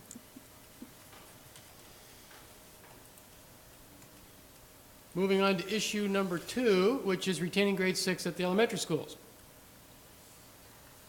Feedback from parents that I've talked to has been entirely positive. Their prediction is that many grade 6 students will be retained in Maricopa Unified Schools because elementaries are popular with our parents, and our letter grades are good. We did not have a C elementary school until this year.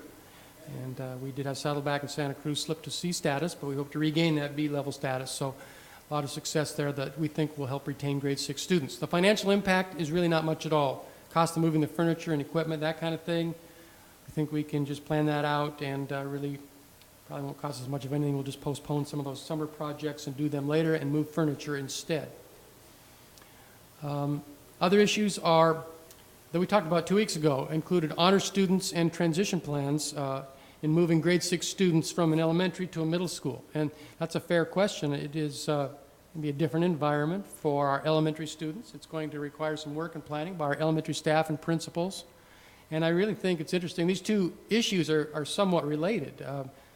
How do we challenge our honor students is one good question. How do we challenge all of our 6th grade students so they'll be academically prepared for the more rigorous middle school environment in grade 7 that they're headed to? And I think the best answer is number 1, and that is the specifics on that are going to have to be developed by principal and teacher teams in July. Because, right now, principals don't even know which 6th grade teachers they will get. They don't know what the strengths and weaknesses of those 6th grade teachers are.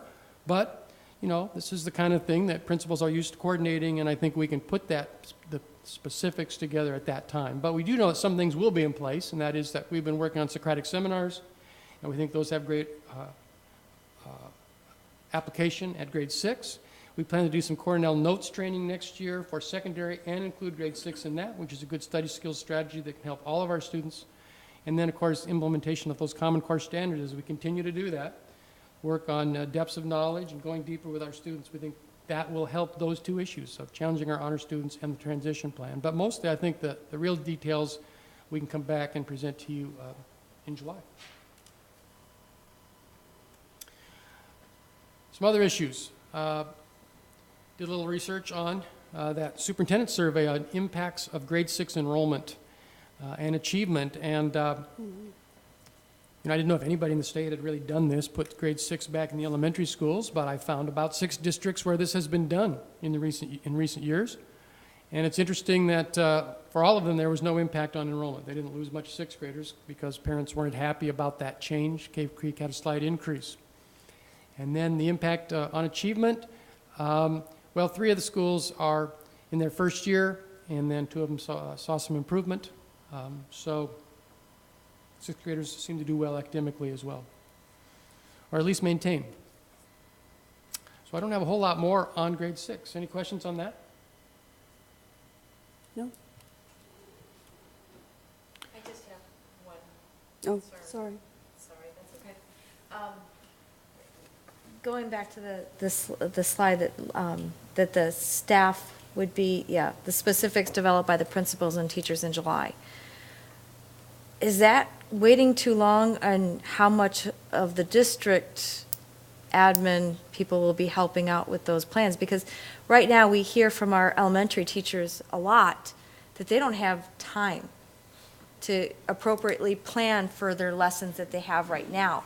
So the one thing that I want to make sure that we're doing as a district is to make sure that they have all those support mechanisms in place so that they're not continually overburdened.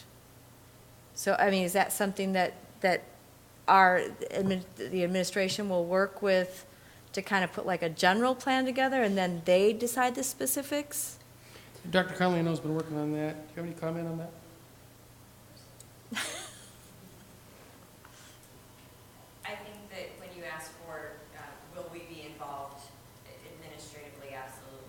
when you look at our district improvement plan and how they're all connected then down to the school improvement plan, the overarching framework, our overarching strategies that we're using will absolutely be implemented into that. And when you look at what's good for kids, we are doing the best practices in what's good for kids and having those plans in place.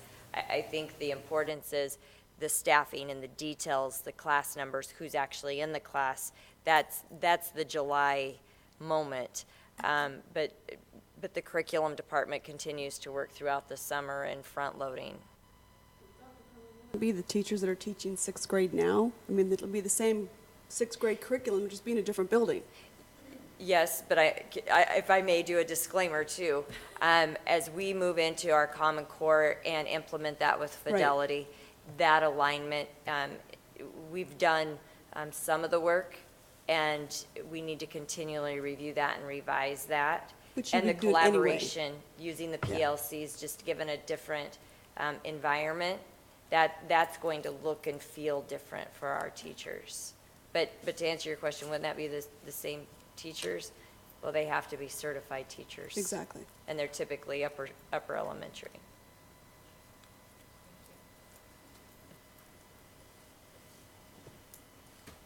Okay, anything else on grade 6? Thank you. Okay, issue number 3, school closure. Yeah, we saw this slide 2 weeks ago. Closing a school could save money. We have excess capacity at our elementary schools, and so we have the option of doing this. But there's a couple of ways you could do it.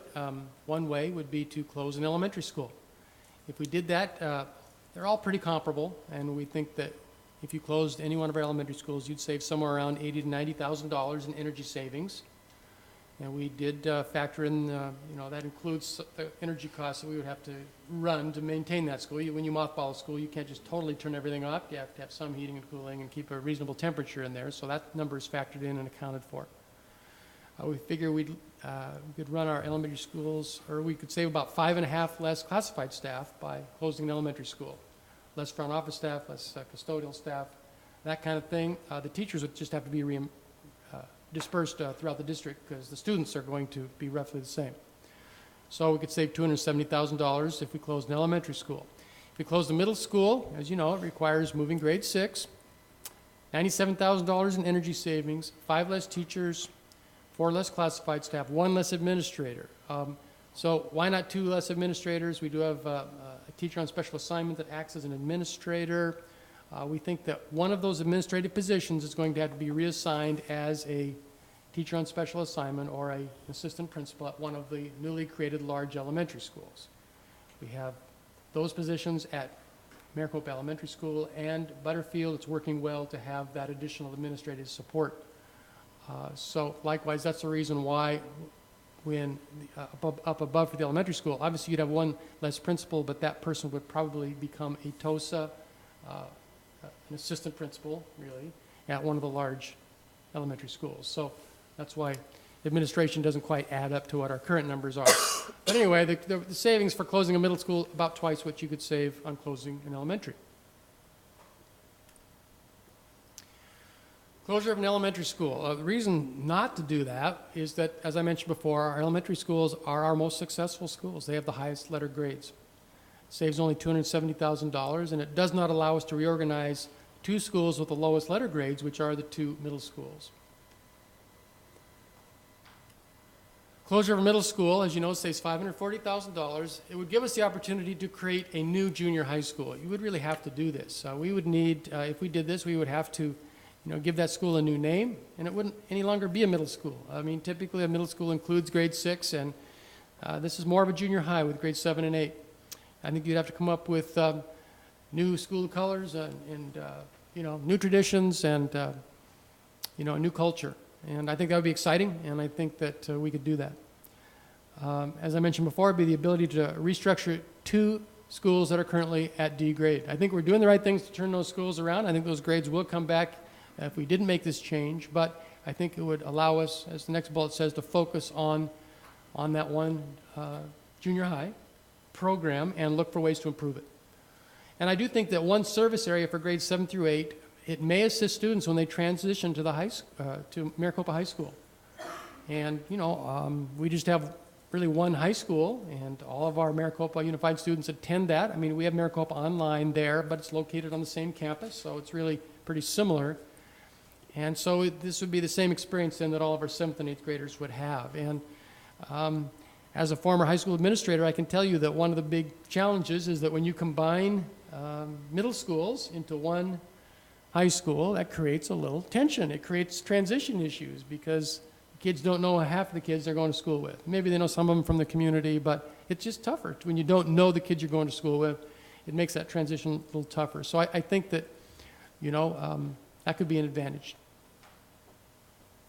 So, moving on. I guess I didn't make this crystal clear on this slide. The board asked me to bring a recommendation to this meeting.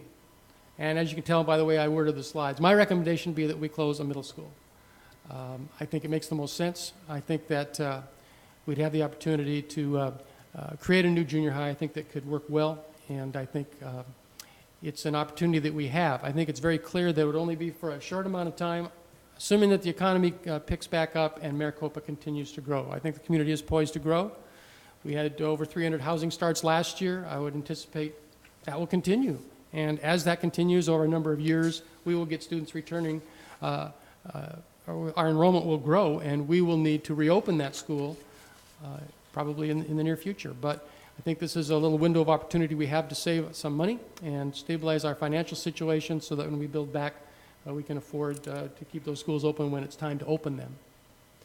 So that's my recommendation, closure of a middle school. If the board decides to move in that direction and consider that, Arizona Revised Statute 15341 is very specific about this, and Attorney Jill Osborne helped me with this and coached me up and sent me a nice document that really outlines it. Her document was much longer than this slide, but I managed to get that 3-page document down to about 8 or 10 bullets here, but she had good information. I'm just giving her a bad time, but if we move forward on this, we would need to set a meeting date to begin considering it. It would probably make the most sense to make that our next governing board meeting on March 13th. We're required by law to notify parents and guardians. I think we have to send them a postcard, and we would send that literally to every middle school parent in the community. Also we'd publicize that in the normal ways. At that meeting, we would have to give reasons for considering closure of a middle school, and then of course we'd have to receive feedback. It would be a call to the public type thing, and I believe the details that Ms. Osborne sent me talked about the fact you need to set aside an hour. That's what the law requires an hour comment period, and so it's a little different. You would divide the time up. If you had 20 people that wanted to talk, you give them 3 minutes each. Well, that's not a good example. If you had 10, you give them 6 minutes each, and that kind of thing. So it'll be a little bit different, but give people an opportunity to give their opinion. And then you would, at the end of that meeting, you would set the meeting date for the vote on the proposed public hearing. So that could be the next meeting, the second meeting in March, and then once again you'd notify parents and guardians, and similar process. You'd hear the reasons for and against, and then after 2 meetings, at the end of that second meeting, the board could vote on that proposal. So this is where direction from the board is needed. I need direction from the board if you would like me to develop an agenda item in that direction for March 13th. I'd be glad to take any other questions on this on the issue as well. I have one question. Is that then at that meeting, which school is decided then at the 313 meeting? Is that like if we decided that was the route to go for the budget to close a middle school, would we have to decide which middle school at the 13th? Well, I'm glad that Attorney Osborne is here tonight. Maybe she could shed light on that. As I understand the direction she gave, if, say, we were considering one of our elementary schools, I think it would be wise to recommend which one, right? So that people could understand we're not considering closing all 6 elementaries. That would make sense. In the case when you have you have 3 choices. You close Maricopa Wells, you close Desert Wind, or you do neither, right?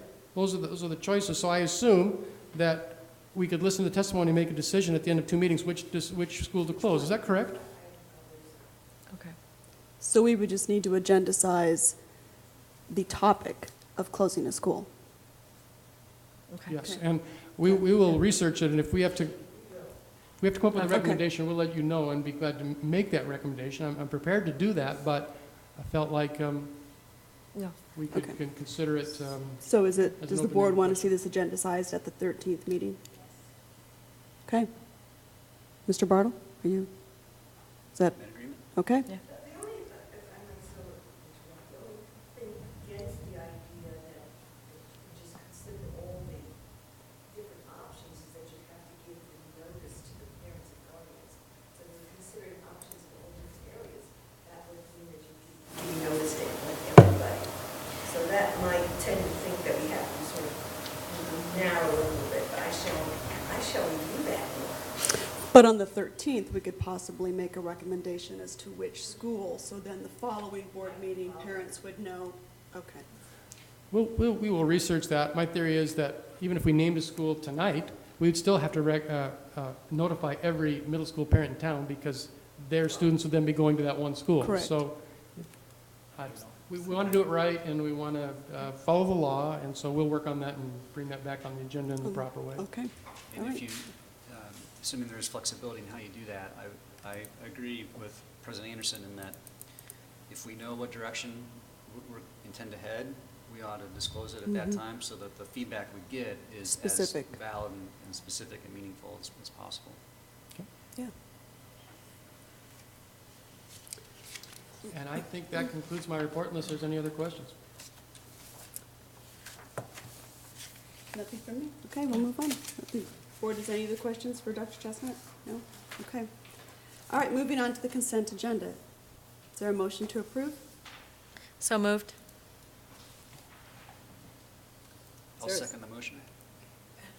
There's been a motion and a second. All those in favor? Aye. Opposed? Motion carries. Consent agenda is approved.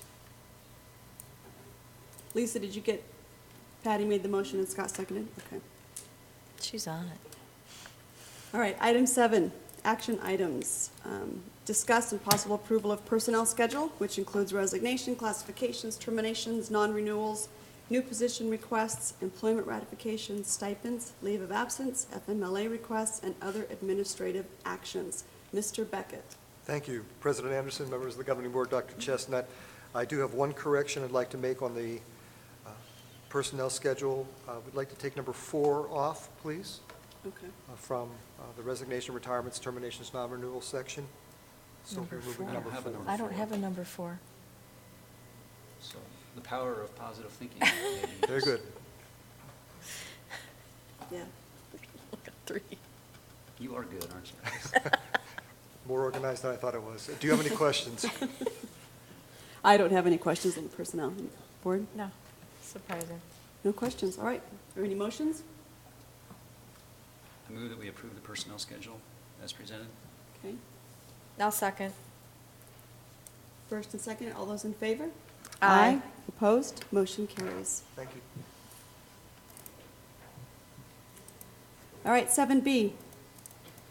Discuss and possible approval of keeping 6th grade students at elementary schools for the 2013-14 school year.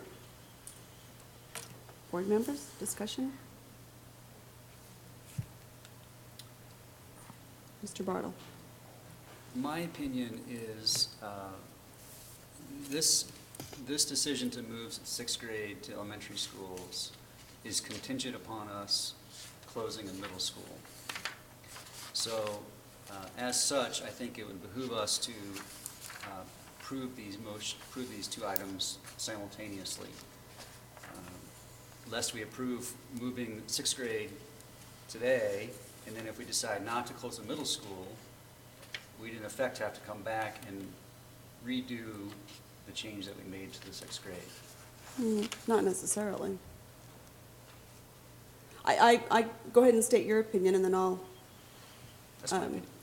I respect that. I think that it's a separate issue, and what I'm basing that on is a town meeting we had a year ago when Dr. Conley was our acting superintendent, and it was a retention and recruitment meeting, and it was teachers and city officials and administrators, and the overwhelming at the very top to keep retention of our students was to move sixth grade to elementary. That thought was never brought back. And so if the community has requested it a year ago, that's why it's been put forth again. I see it as two separate things. I know currently in my son's school, several fifth grade parents are already shopping around for other schools because they don't want their fifth grader to go to a middle school. I think that it helps them academically, it keeps them foundational, sets them up for a successful seventh grade. So that's based on what the community has said and what I've gotten from parents and everybody in the community that I've talked to. Regardless of what we do with the schools, they would like to see sixth grade moved back to elementary. That's my opinion.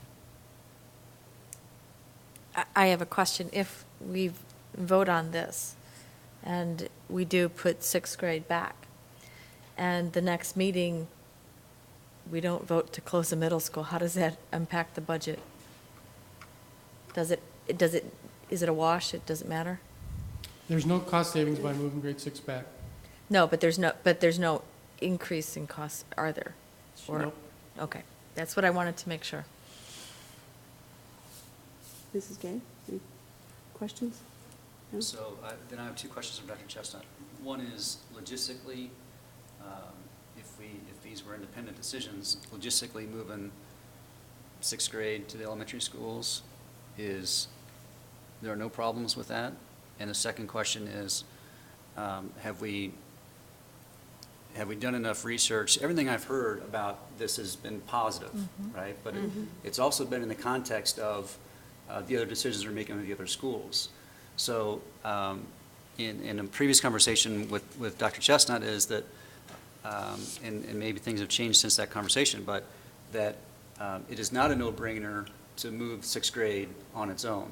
So I'd hate to make that decision based on conversations you had with the community last year if we haven't really done, if we may need to do more research to make sure that that is the right decision independent of moving the middle schools. So one, logistically is the right thing to do. You already answered the budget question. And two, from a student performance and achievement standpoint, is it the right thing to do? Well, the student achievement performance question, I mean, we'll take that first. We could see from our survey that, there wasn't a loss in student achievement when sixth grade moved. I mean, it was slight improvement in a couple of them, and otherwise it pretty much stayed the same. Probably what you'd expect. I mean, we know that it's the transitions to a new school that are tough on kids. So we're talking about fifth graders being retained in their neighborhood elementary. So it would match up with the research that, the transition year for that group then wouldn't be until they went into grade 7. So I think that's the positive thing. Logistically, I mean, it would be a big challenge. I mean, it would be a lot of work. And I think I mentioned this 2 weeks ago. This type of thing is a hardship for teachers. I mean, to pack up an entire classroom and move it is no easy matter. And so I don't want to minimize that because that's difficult. On the other hand, I think we're capable of doing it. I think we can get it done. I think we can get it done in a timely manner. I mean, part of the problem is that these are all things that most districts don't do very often, if at all. I mean, so we don't have a lot of practice with moving an entire, grade span from 2 schools into 5, that kind of thing. But we have some furniture located in some of the elementary schools. I think that could help. I think we can make it work. I think we're good at making things work. Thank you, Dr. Chestnut. Let me throw another wrench into this.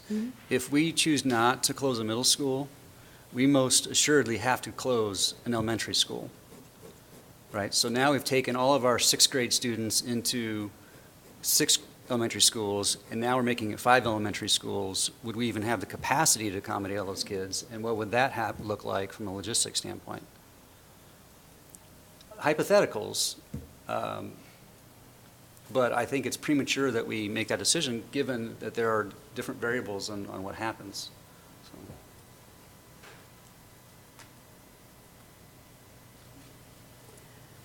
I still see it as 2 separate issues. But I'm just going on feedback from the community, which is what we're supposed to do, is represent the community. So any further discussion, any motions?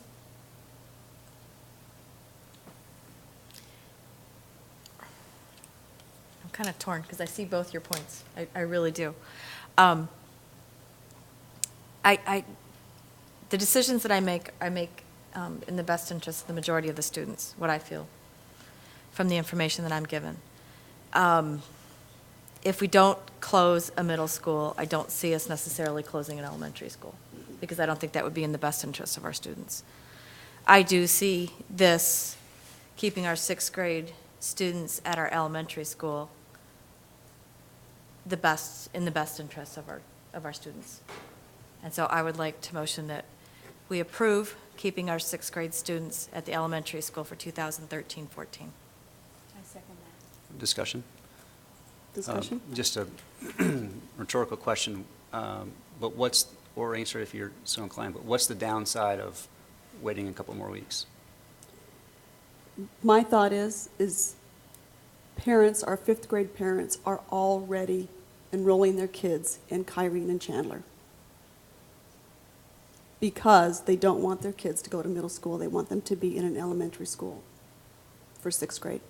I know in my son's class, there's three, and that's just one class. 3 of his friends are not going to be going to school here next year. And that's, you figure you've got 2 fifth grade classes in each one of our schools. That's a big chunk of students. The sooner parents know that they can make those decisions, the sooner that they can keep them here. Parents want to know. The sooner we make these decisions, the better it is for everybody. Okay. My intent is to abstain from this vote, not because I don't support the decision, but just I think the timing is off. So. Okay. There is a motion to approve, and there is a second. All those in favor? Aye. Aye. And 1 abstention. Motion carries. 7C, discussion and possible approval of providing only half-day kindergarten for the 2013-14 school year. Dr. Chestnut, anything else you want to add on that? No additional information. Okay. Board, discussion, questions, motions? Seeing that this directly impacts the budget, what we decide on this, I don't feel comfortable voting on this until we get the recommendations from the Budget Committee. They've been working very hard I know that this is one of the things on their list of things to recommend, but I still would feel comfortable getting all the information from them before we make a budgetary decision. But the thing is, we can't wait. Again, parents, we need to know now what's going on. And we won't get the budget recommendations until, what, July? No. The budget recommendations will come at the Budget Committee? Well, the Budget Committee gave us their recommendations, No. at least recommended cuts. It's not completed. Hopefully, by March 13th. Yeah, the next board It's meeting. possible they'll need another meeting after that, isn't that right, Mr. Nielsen? It is possible, depending on how things proceed next week, that we would ask for one more meeting. But the latest would be the second governing board meeting in March, where we would have their final report and recommendation. Is it possible that your final report and recommendation will not include the recommended cut to kindergarten that you've presented tonight? I guess anything is possible, but, and I don't mean to be flippant about that, but my perception of the members of the Budget Committee is that they are committed to the recommendations of converting from all-day kinder to, or free all-day kinder to free half-day kinder, and the closure of a middle school. I think we're pretty resolved in that. Have we made our final recommendations to Dr. Chestnut? No. Could we find some other financial resources that could change that decision? Yes, I mean, that is possible. Is it likely? Probably not. Thank you. And again, they will just be recommendations, so the board still has Yes. the say on it. So on Dr. Chestnut's recommendations and Mr. Nielsen's recommendations. Can I please clarify, that is the Budget Committee's Budget. recommendations? Thank you. I mean, you don't want to take sole ownership of that? But you made them recommend that, right? That's right. You gave us the paper.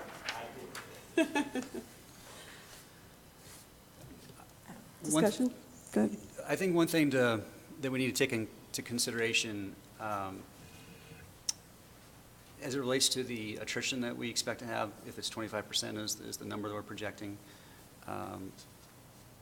this doesn't change my mind or my decision, but I think it's something we need to be cognizant of. If that's 25% in kindergarten, but that tail could continue year after year after year after year, right? Those kids presumably, I don't know if we have any data, but it's probably unlikely that they would start kindergarten someplace else and come back to our school district for first grade.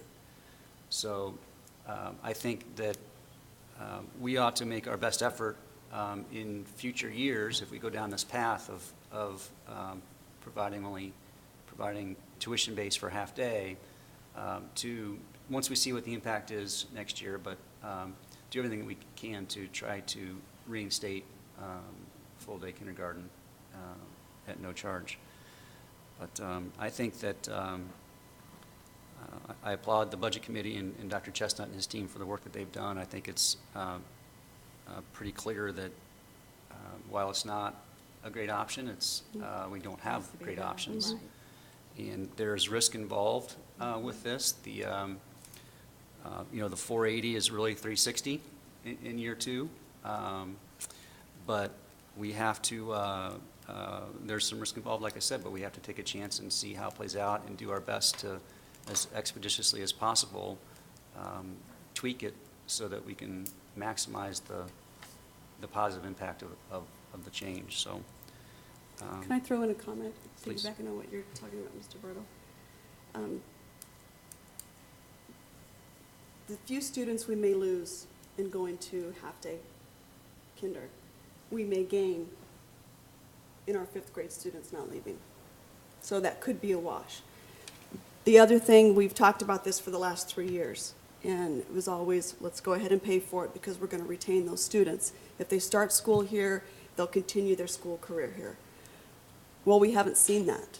So that same reason that we've been using to have larger class sizes so that we can fund all-day kindergarten, in 3 years that I've had to sit up here and make this decision, it hasn't panned out. The students, they come here for free all-day kindergarten, and they're going to other schools for first and second grade because our classes are too large.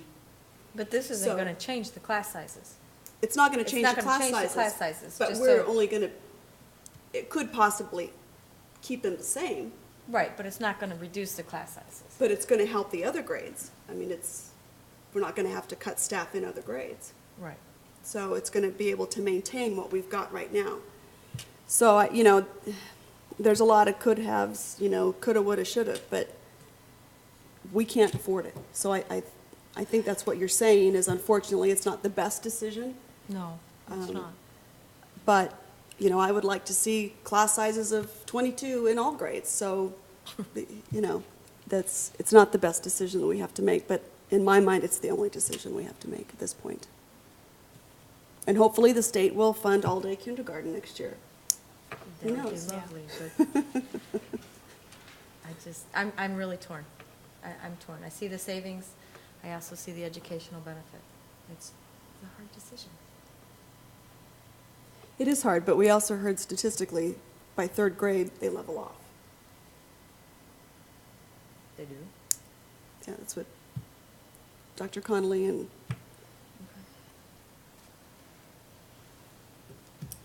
so, more discussion, questions, motions? Oh, look at me at this one. I move that we approve full-day kindergarten with tuition-based for the half-day. You mean half-day kindergarten? That's what Let me- this motion reads, or this item reads, only providing half-day kindergarten. It has nothing to do, it does not say providing tuition-based full day. But my motion did. But can you, if the agenda item doesn't have it Yeah, on you there, can. can you? Jill?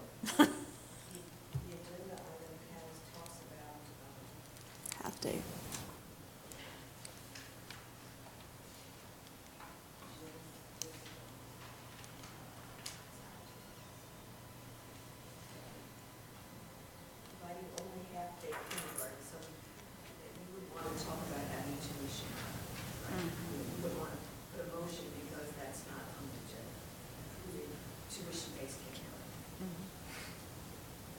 You can't make tuition-based part of your motion because it's not on the agenda item. We can only make a motion on what's on the agenda item. So do you want to restate that, Mr. Bartle?